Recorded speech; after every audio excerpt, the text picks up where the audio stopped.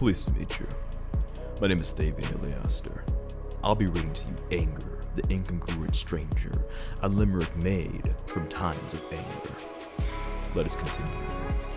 Far too long has the anger coursed through my veins, making me a danger to those around me, myself included. Yet even as popular as I am, I'm still excluded. No matter, because these people I live with grow ever stranger. Now I never claimed that I reached perfection, even though people always offer up rejection and fail to know their own sins when they try to keep me down. I should remember that my story begins. So even though I have my own failures, I'm constantly adding success to the collection.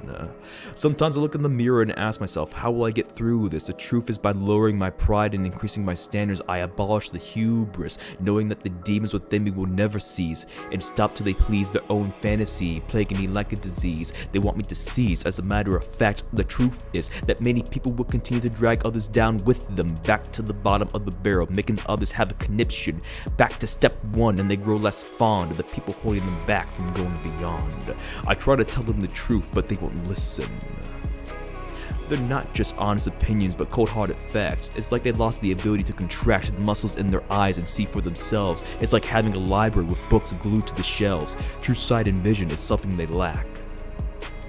However, I can't stress over how they act, because if I do, my stress will lead to a heart attack, or in other terms, cardiac arrest. I'm guessing God put angels down here on earth to put them to the test, to see whose influence will never lack, to beat the rest and announce the demons, proving I'm the best. It's the power to influence. If you haven't guessed, I still need to conquer, not become a brain-dead zombie, obeying commands or instincts like a walker. So, my sins and my own faults I will always confess, because recognizing the lies that you tell yourself is half the battle. Most people today are sheep grazing on the fields along with the cattle. Yet, as a wolf trying to get my fill, I must work harder. If I become a workaholic, it doesn't matter. It's time to slaughter all of my goals along with everybody's disillusions into dust after the battle. So now maybe people should understand that they shouldn't just prattle along while being hedonistic and taking advantage of good people, like hitting a bong and getting high off of another success. In the end, that's not the true gratitude, so don't digress. Most have been tuned out of their own story, epic or song. The ears aren't listening, it's been far too long. In truth, so many people fantasize about being famous and then immortalized, unwilling to walk through the darkness to be shown the light, which has me disturbed, always pricking my nerves. It should seem that I'm forever perturbed, yet I'm not a king cobra, but they're the lesser spitting lies. No matter the predicament, I'll always weather the hurricanes, their wings whip up. These birds are the same feather, so with the influence that I harbor, I won't cower, showing them who I am, the true strength of my power, empowered, and then I'll devour the falsehoods that keep others in bondage, that they don't realize that they're enslaved together.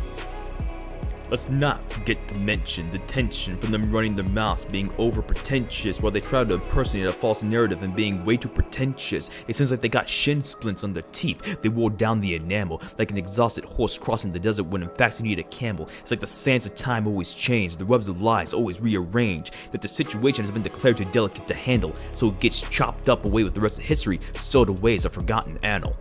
With a tough grip of life and reality, like showing up on time with some punctuality, when they curse all the time using that profanity. It's those words where sugar cavities would wreak havoc, causing calamity, wrecking humanity, yet complicating their own lives as I've continued to do so myself, forcing myself through such an excruciating brutality. For woe to thee, for such a shame, learning that my anger is mine to control, so I shouldn't search the blame. Yet I understand that emotions are like chemicals, some are highly reactive. When it comes to the decisions that alter my life, the course I want to take is one that's proactive. As I look through the pieces of who I once was and who I currently am, I continue to rebuild, reconstruct, and reframe.